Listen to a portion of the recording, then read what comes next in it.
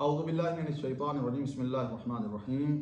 روزے کے چند مسائل ہم آپ کے سامنے بیان کریں گے۔ سب سے پہلے یہ ہے کہ جان بوجھ کر کھانا کھانے سے روزہ باطل ہو جاتا ہے، لیکن اگر انسان بھولے سے کوئی چیز کھائے تو وہ روزہ باطل نہیں ہوتا۔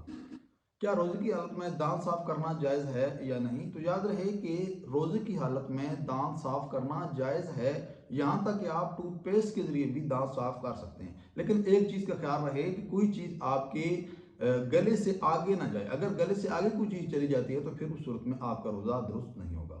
اگر روزے کی حالت میں قے آ جائے تو کیا روزہ درست ہوگا یا نہیں؟ تو یاد رہے قے کی بھی کچھ صورتیں ہیں۔ اگر آپ قے خود سے کرتے ہیں، یعنی خود سے ہاتھ منہ میں ڈال کر قے کرتے ہیں، یا کوئی ایسا کام کرتے ہیں جس کی وجہ سے قے آئے، یعنی جان بوجھ کر اگر آپ نے قے کی تو اس صورت میں آپ کا روزہ درست نہیں ہوگا۔ لیکن اگر بے ساختہ قے آ جاتی ہے، کسی بیماری کی وجہ سے آ جاتی ہے قے، تو اس صورت میں یہ دیکھنا ہے آپ نے کہ کوئی چیز دوبارہ سے اندر گئی ہے یا نہیں۔ اگر گلے سے اندر دوبارہ کوئی چیز چلی گئی ہے، چاہے بے اختیاری ہی کیوں نہ ہو، تو اس صورت میں آپ کا روزہ درست نہیں ہوگا۔ لیکن اگر ساری کی ساری قے باہر آ جاتی ہے تو اس صورت میں آپ کا روزہ بالکل درست ہوگا۔